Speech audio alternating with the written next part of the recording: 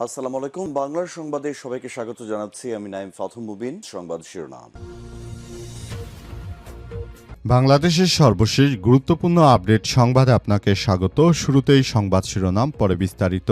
প্রথমেই জানাবো, ইসলামী ব্যাংকের আরডিএস প্রকল্পে ঋণ নিয়ে সংসদে স্বরাষ্ট্রমন্ত্রীর ভুয়া তথ্য ফাঁস। জাতীয় সংসদ ইসলামী ব্যাংকের পল্লী উন্নয়ন প্রকল্প বা আরডিএস নিয়ে স্বরাষ্ট্রমন্ত্রী সালাউদ্দিন আহমেদের দেওয়া বক্তব্যের সঙ্গে বাস্তবে ব্যাংকের আর্থিক প্রতিবেদনের গরমিল পাওয়া গেছে। সংসদে স্বরাষ্ট্রমন্ত্রী দাবি করেন, এ প্রকল্পের আওতায় 22,000 কোটি টাকা বিতরণ করা হয়েছে এবং এর মধ্যে একটি বড় অংশের কোনো হদিস পাওয়া যাচ্ছে না, অথচ ব্যাংক বলছে ভিন্ন কথা।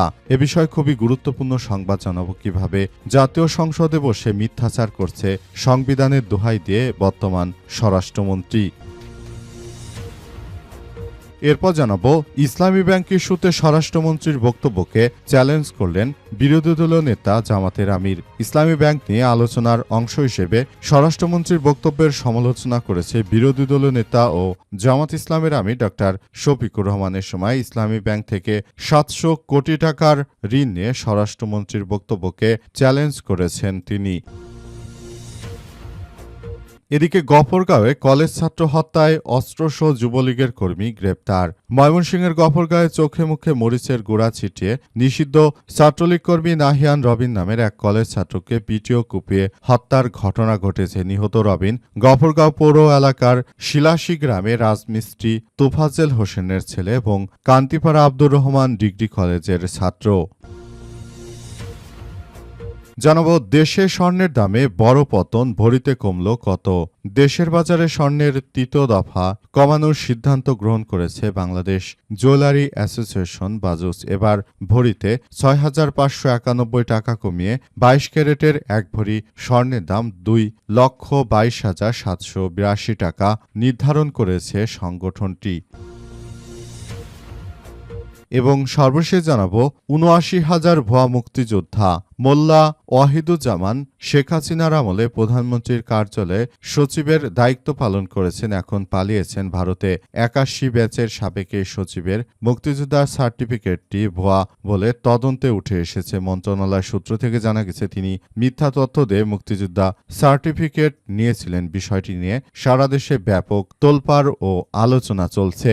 মোল্লা ওয়াহিদুজ্জামান একবার নয়, বারবার আলোচনায় এসেছেন নানা বিতর্কিত কর্মকাণ্ডে। 1985 সালে চাঁপাইনবাবগঞ্জে ম্যাজিস্ট্রেটের দায়িত্ব পালনকালে নিরীহ জনতার উপর গুলি চালানোর হুকুম দিয়ে দেশব্যাপী আলোচনায় এসেছিলেন। প্রিয় দর্শক, বর্তমানে স্বাধীনতার পর ৭৮,095টি মুক্তিযোদ্ধাকে প্রাথমিকভাবে তালিকাভুক্ত করা হয়। বর্তমানে ভুয়াসহ মোট মুক্তিযোদ্ধা রয়েছে 1,98,037 জন। ভুয়া মুক্তিযোদ্ধাদের বিষয়ে তদন্ত শেষ হয়নি। জমকা প্রতিষ্ঠানের পর 6,476 ভুয়া মুক্তিযোদ্ধার সনদ বাতিল। স্বাধীনতার পর 8 বার তালিকা প্রণয়ন করা হয়। আওয়ামী লীগের আমলে বেড়েছে মুক্তিযোদ্ধার সংখ্যা। এতক্ষণ শুনছিলেন সংবাদ শিরোনাম, এবারে বিস্তারিত। তবে তার আগে বন্ধুরা, অনুরোধ থাকবে এই সংবাদটিতে একটি লাইক দিন। এই চ্যানেলে আপনি নতুন হয়ে থাকলে আমাদের সংবাদটি দেখতে দেখতে চ্যানেলটি সাবস্ক্রাইব করে রাখুন। কমেন্ট করে বন্ধুরা আপনার মূল্যবান মতামত জানিয়ে দিন আপনি বিশ্বের কোন দেশ থেকে বা বাংলাদেশের কোন স্থান থেকে আমাদের সংবাদটি দেখছেন এবং শুনছেন।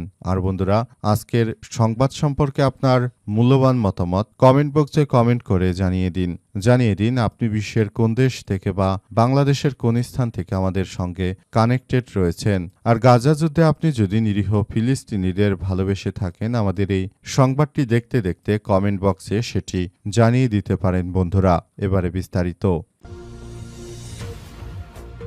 ইসলামী ব্যাংকের আরডিএস প্রকল্পের ঋণ নিয়ে সংসদে স্বরাষ্ট্রমন্ত্রীর ভুয়া তথ্য। জাতীয় সংসদে ইসলামী ব্যাংকের পল্লী উন্নয়ন প্রকল্প বা আরডিএস নিয়ে স্বরাষ্ট্রমন্ত্রী সালাউদ্দিন আহমেদের দেওয়া তথ্যের সঙ্গে ব্যাংকের আর্থিক প্রতিবেদনে গরমিল পাওয়া গেছে। সংসদে স্বরাষ্ট্রমন্ত্রী দাবি করেন, এই প্রকল্পের আওতায় 22,000 কোটি টাকা বিতরণ করা হয়েছে।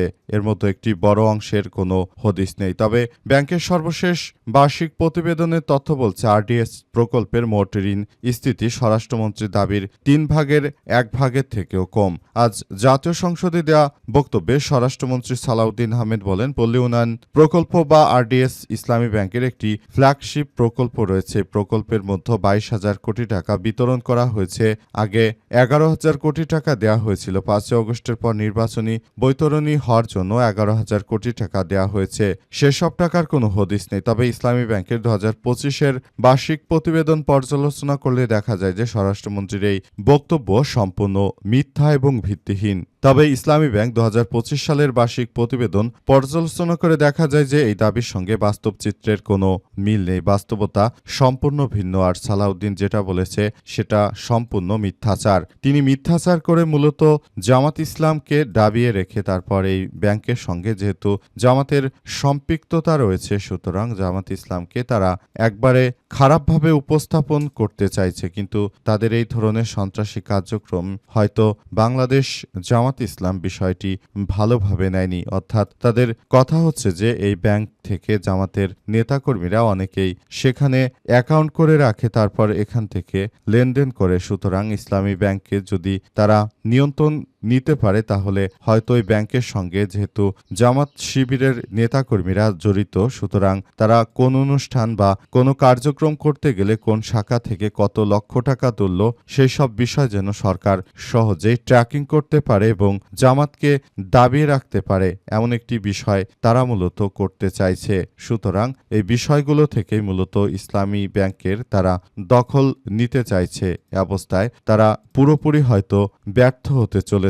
কারণ জামাত ইসলামের সঙ্গে সম্পৃক্ত থাকলেও ইসলামী ব্যাংকে অধিকাংশ গ্রাহকই কিন্তু সাধারণ মানুষ, তারা কোনো দলের রাজনীতির সঙ্গে যুক্ত নয়। ইসলামী ব্যাংক ইস্যুতে স্বরাষ্ট্রমন্ত্রীর বক্তব্যকে চ্যালেঞ্জ করলেন বিরোধী দলীয় নেতা। ইসলামী ব্যাংক নিয়ে আলোচনায় অংশ নিয়ে স্বরাষ্ট্রমন্ত্রীর বক্তব্যের সমালোচনা করেছেন বিরোধী দলীয় নেতা ও জামাত ইসলামের আমির ডাক্তার শফিকুর রহমানের। সময় ইসলামী ব্যাংক থেকে 700 কোটি টাকা ঋণ নিয়ে স্বরাষ্ট্রমন্ত্রীর বক্তব্যকে চ্যালেঞ্জ করেছেন তিনি। স্বরাষ্ট্রমন্ত্রী বক্তব্যকালে তিনি মিথ্যাচার করে জানিয়েছেন যে বাংলাদেশে নাকি জামাত ইসলাম ব্যাংক থেকে 700 কোটি টাকা নিয়ে তারা নির্বাচনের সময় ব্যয় করেছে, অর্থাৎ ইসলামী ব্যাংক থেকে সেই টাকাগুলো ব্যয় করেছে। কিন্তু স্বরাষ্ট্রমন্ত্রীর এই ধরনের বক্তব্যকে সম্পূর্ণ মিথ্যাচার ও ভিত্তিহীন হিসেবে উল্লেখ করেছে বাংলাদেশ জামাত ইসলাম। জামাত ইসলামের পক্ষ থেকে বলা হয়েছে যে স্বরাষ্ট্রমন্ত্রী যে মিথ্যাচার করেছেন সেই মিথ্যাচারে তিনি যদি সত্যতার প্রমাণ দিতে পারেন তাহলে জামাত ইসলাম তাকে স্পেশালভাবে একটি মেডেল দেবে বলে জামাতের আমির নিশ্চিত করেছেন। তবে স্বরাষ্ট্রমন্ত্রীর এই ধরনের মিথ্যাচারের জবাব দেওয়ার পাশাপাশি তিনি আরও জানিয়েছেন যে বিএনপি সবসময় ধরনের মিথ্যাচার করে তারা তর্ক করে তারপর জামাতের বিরুদ্ধে এটা ওঠা করার যতই অপচেষ্টা করুক না কেন দেশের জনগণ জানে এদেশে কারা মানুষের উপর অত্যাচার করছে, কারা রাহাজানি, ছিনতাই, চাঁদাবাজি ও সন্ত্রাসীর সঙ্গে যুক্ত রয়েছে। এই বিষয়গুলো আমরা সবাই দেখতে পাচ্ছি। তাই আমরা স্বরাষ্ট্রমন্ত্রীকে সরাসরি বলে দিতে চাই তিনি যেভাবে মিথ্যাচার করছে এটা বাংলাদেশের জনগণ মেনে নেবে না। তার মিথ্যাচারকে অবশ্যই পরিহার করতে হবে বলে উল্লেখ করেছে বাংলাদেশ জামাত ইসলাম। গফরগাঁও কলেজ ছাত্র হত্যায় অস্ত্রসহ যুবলীগের কর্মী গ্রেপ্তার। ময়মনসিংহের গফরগাঁওয়ে চোখে মুখে মরিচের গুঁড়ো ছিটিয়ে নিষিদ্ধ ঘোষিত ছাত্রলীগের কর্মী নাহিয়ান রবিন নামের এক কলেজ ছাত্রকে পিটিয়ে কুপিয়ে হত্যার ঘটনা ঘটেছে। নিহত রবিন গফরগাঁও পৌর এলাকার শিলাসী গ্রামে রাজমিস্ত্রি তোফাজেল হোসেনের ছেলে এবং কান্তিপাড়া আব্দুর রহমান ডিগ্রি কলেজের ছাত্র বলে জানা গেছে। এ সময় নিহত রবিনের বন্ধু মাসুমকে পিটিয়ে আহত করে দুর্বৃত্তরা রবিন তার 23তম জন্মদিনের কেক কেটে সোমবার রাত 1:15টার দিকে বাসায় ফেরার পথে শহরের শিলাসী মাজারবাড়ি রোড এলাকায় এই হত্যাকাণ্ডের ঘটনা ঘটে। এই ঘটনার পর এলাকায় আতঙ্ক ছড়িয়ে পড়েছে এবং গফরগাঁও এলাকায় থমথমে অবস্থা বিরাজ করছে।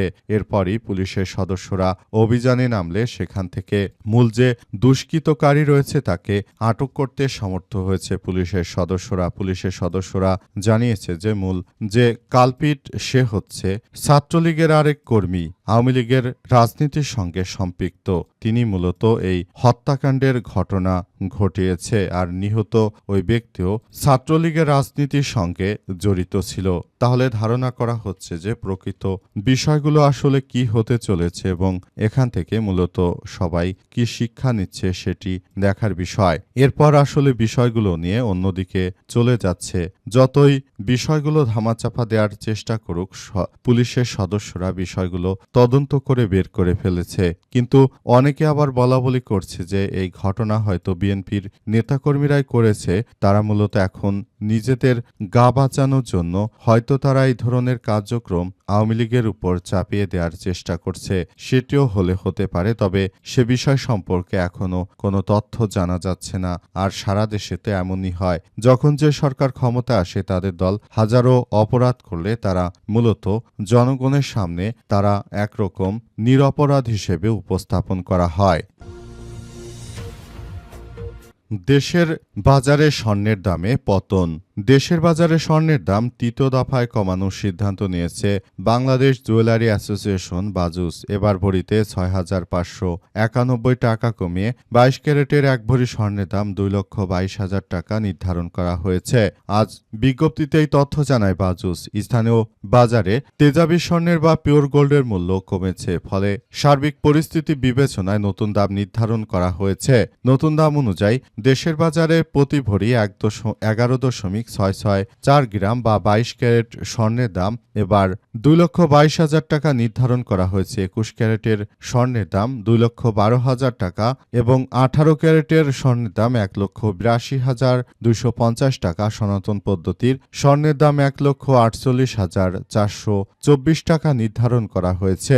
এর আগে সর্বশেষ ৬ জুন সকালে দেশের বাজারে স্বর্ণের দাম সমন্বয় করেছিল বাজুস। সে সময় ভরিতে ৫,৪৮২ টাকা কমিয়ে ২২ ক্যারেটের দাম করা হয়েছিল ২,২৯,০০০ টাকা। নতুন করে আবার বিশ্ববাজারে স্বর্ণের দামের ব্যাপক দরপতন হচ্ছে। এর ফলে বাংলাদেশও দফায় দফায় স্বর্ণের দাম কমানো হচ্ছে। মূলত বিশ্ববাজারে হঠাৎ করে যুদ্ধবিরতি সহ নানাবিধ কার্যক্রমের কারণে হয়তো এই স্বর্ণের দাম কমতে শুরু করেছে। আবার হতে পারে যে চীন আগের মতো বিশ্ববাজার থেকে স্বর্ণ তারা নিজেদের ভল্টে সংরক্ষণ করছে না, এটাও হতে পারে। তবে শেষ পর্যন্ত আদতে কি হতে চলেছে সেটি এখন পর্যন্ত স্পষ্ট নয়। পাশাপাশি ভারতের সরকার স্বর্ণের ভ্যাট ট্যাক্স কমিয়েছে। বাংলাদেশেও যদি সোনার ভ্যাট ট্যাক্স কমানো যেত হয়তো, তাহলে বাংলাদেশে স্বর্ণের দাম আরও কমে যেতে পারত, এমন তথ্যই জানা যাচ্ছে।